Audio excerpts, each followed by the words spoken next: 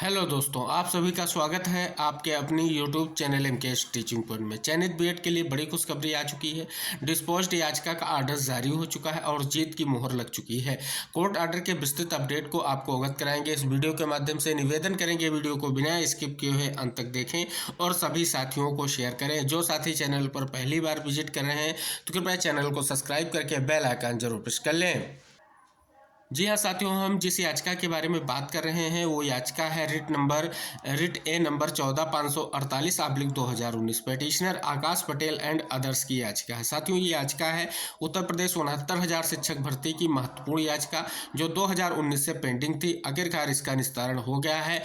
किस बिहार पर निस्तारण हुआ है ये इस वीडियो के माध्यम से सारी चीज़ें आपको अवगत कराएंगे। कौन कौन से तथ्य आर्डर में मेंशन किए गए हैं और क्या इंपॉर्टेंट फैक्ट्स हैं उन पर भी डिस्कस करेंगे। तो सबसे पहले साथियों आपको हम अवगत करा दें, इस याचिका की जो सुनवाई हुई जस्टिस अताउर रहमान मसूदी सर और जस्टिस ब्रिजराज सिंह सर की बेंच में हुई।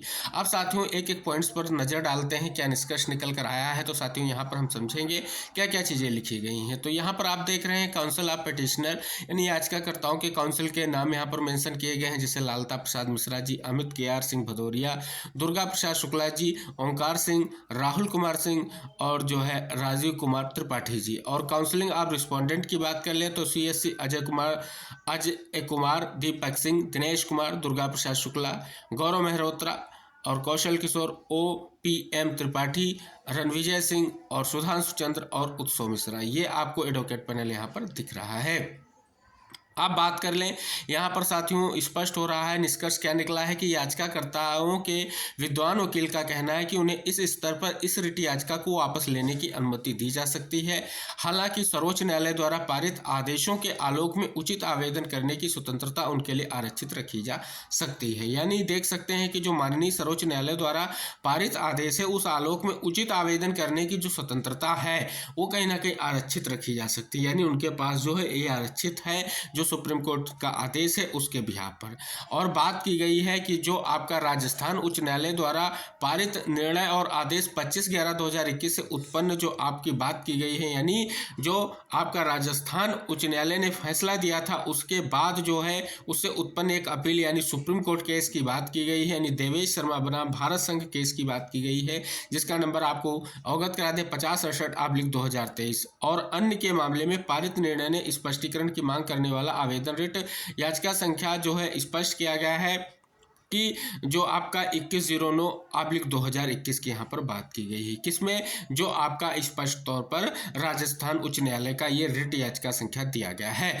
अब साथियों यहाँ पर बात किया जाए तो ये जो आदेश है इसमें जो है स्पष्टीकरण की मांग करने वाला रिट जो है दाखिल किया गया है, आप सभी को पता है, जिसकी सुनवाई जो है स्पेशल बेंच में लगी हुई है। कहीं ना कहीं उसकी बात यहाँ पर निष्कर्ष के तौर पर निकल कर आ रही है। दूसरे पॉइंट में स्पष्ट किया गया है, यह भी ध्यान दिया जाना चाहिए कि इस न्यायालय द्वारा 11/12/2023 को लिखा गया है कि 11/12/2023 को रिट ए संख्या 94/12/2002 में पारित एक आदेश द्वारा इस न्यायालय ने सर्वोच्च न्यायालय के फैसले के आलोक में राज्य को पालन करने के लिए कुछ निर्देश भी जारी किए हैं। शीर्ष न्यायालय के फैसले को आगे बढ़ाने के लिए आवश्यक उपाय, यानी स्पष्ट हो रहा है, बताया गया जा रहा है कि जो है एक केस की बात की जा रही है, 11/12/2023 की डेट दी गई है, बात की जा रही है कि सर्वोच्च न्यायालय के फैसले के आलोक में राज्य को पालन करने के लिए निर्देश जारी किए गए हैं, ये स्पष्ट किया गया है। और साथ ही स्पष्ट हो रहा है कि रिट याचिका को इस स्तर पर प्रार्थना की गई कि स्वतंत्रता के साथ वापस लिया गया मानते हुए खारिज किया जाता है। तो देख रहे हैं कि बड़ी स्थिति स्पष्ट हो रही। अगर हम बात करें ये निष्कर्ष ये स्पष्ट हो रहा है कि यहाँ पर जो है राजस्थान उच्च न्यायालय के फैसले की बात की गई है और जो सुप्रीम कोर्ट के फैसले की बात की गई है, और उसके बाद जो है एक महत्वपूर्ण पॉइंट ये भी इंगित किया गया है कि 11/12/2023 को एक रिट के निस्तारण की भी बात की गई है, कुछ निर्देश की बात की गई है, तो आप सभी को पता है। तो साथियों इस प्रकार से स्पष्ट हो रहा है, कहीं ना कहीं पहले ही पॉइंट में लिखा गया है कि इस रिट याचिका को वापस लेने की अनुमति दी जा सकती है, ये स्पष्ट किया गया है। लेकिन जो स्वतंत्रता जो है आवेदन की जो है आरक्षित रखी गई है। तो स्पष्ट हो रहा है एक याचिका का निस्तारण कर दिया गया है। और इस याचिका का निस्तारण आप सभी को पता है कि सुप्रीम कोर्ट में आपकी जो एक महत्वपूर्ण मिसलेनियस एप्लीकेशन का है, क्लेरिफिकेशन का है, वो लगी हुई है, जिससे ये स्पष्ट हो जाएगा जो आपका एनसीटी का गजट 2018 था, जिस बिहार पर जो है आपके 69,000 शिक्षक भर्ती में बीएड को मौका दिया गया था, बीएड अभ्यर्थियों को प्रतिभाग कराया गया था और उनका चयन सुनिश्चित हुआ था। उस परिप्रेक्ष्य में जो एक बड़ा फैसला होने जा रहा है, क्योंकि मध्य प्रदेश राज्य सरकार ने क्लेरिफिकेशन लगाया है और स्पष्ट तौर पर चयनित बीएड के लिए क्लियर किया जाए जो आपका 11/8/2023 यानी 11 अगस्त 2023 का जो जजमेंट है वो कब से प्रभावी हो रहा है, इसका निष्कर्ष जो है 1 अप्रैल को होने जा रहा है। तो वो सारे तथ्य जो है कोर्ट के सामने रखे गए थे।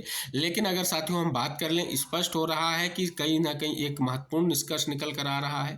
सारी चीज़ें स्पष्ट हो रही हैं कि एक महत्वपूर्ण निष्कर्ष यही है कि जो है स्वतंत्रता आरक्षित रखी गई कि फिर से अपनी बात को कोर्ट के सामने रखा जा सकता है, इसलिए जो है कहीं ना कहीं निष्कर्ष निकल कर आ रहा है। तो अंततः कोर्ट के आर्डर पर जो है चीज़ें यही निकल कर आ रही हैं। फिलहाल जो है याचिका का जो है कहीं ना कहीं स्पष्ट तौर पर वापस लेने से चयनित बीएड के लिए एक बड़ी खबर आ चुकी है और आप सभी को पता है कि अब जो है मामला सुप्रीम कोर्ट के फैसले पर डिपेंड कर रहा है, जो स्पष्ट तौर पर कहीं ना कहीं इंगित हो रहा है। तो पूरी संभावना है जो आने वाला समय होगा वो स्पष्ट तौर पर निष्कर्ष का होगा और 1 अप्रैल में जो निष्कर्ष निकल कर आएगा वो बहुत ही महत्वपूर्ण होगा। तो साथियों फिलहाल एक याचिका जो स्पष्ट तौर पर डिस्पोज हुई थी उसका आर्डर आने के बाद निष्कर्ष निकल कर आ रहा है कि सीधे तौर पर स्पष्ट तौर पर इस याचिका को खारिज नहीं किया गया है। जो इस बिहाफ को बनाते हुए इस याचिका को कहीं ना कहीं विड्रॉ किया गया है, वो सारी चीज़ें आप सभी को स्पष्ट हो रही हैं और इस इंगित भी हो रही हैं कि स्पष्ट तौर पर कहीं ना कहीं सीधे तौर पर याचिका को खारिज नहीं किया गया है। जो कोर्ट के सामने स्थितियों को रखा गया है उस बिहाफ पर इस याचिका का निस्तारण कर दिया गया है, यानी याचिका जो है विड्रॉ कर ली गई है। तो स्पष्ट हो रहा है आगे आप सभी लोगों के लिए सुप्रीम कोर्ट में एक महत्वपूर्ण सुनवाई जो लगी हुई है। अब कई जो सुनवाई लगी हुई थी उसमें जो है कहीं ना कहीं रिक्तियों के बारे में और ब्रिज कोर्स के बारे में कोर्ट ने कहीं ना कहीं निष्कर्ष पर बात की है। आगे क्या होगा चयनित बीएड के लिए आप सभी को पता है। सुप्रीम कोर्ट का जो आदेश होगा ये आपके चाहे 69,000 शिक्षक भर्ती हो या किसी अन्य राज्य की शिक्षक भर्तियां हो जिनमें जो है 2018 के गजट के अनुरूप जो है भर्तियां की गई थी और बीएड को मौका दिया गया था, तो एक निष्कर्ष वहां से निकल कर आने वाला है। तो ये था जो आपका आर्डर आया है उससे संबंधित महत्वपूर्ण चीजें जिनको हमने इस वीडियो के माध्यम से आपको अवगत कराया है। निवेदन करेंगे वीडियो को शेयर करके चैनल को जरूर सब्सक्राइब कीजिएगा जिससे महत्वपूर्ण जानकारी आपको आसानी से प्राप्त होती रहे। मिलते हैं नेक्स्ट अपडेट के साथ, तब तक के लिए टेक केयर, बाय बाय साथियों।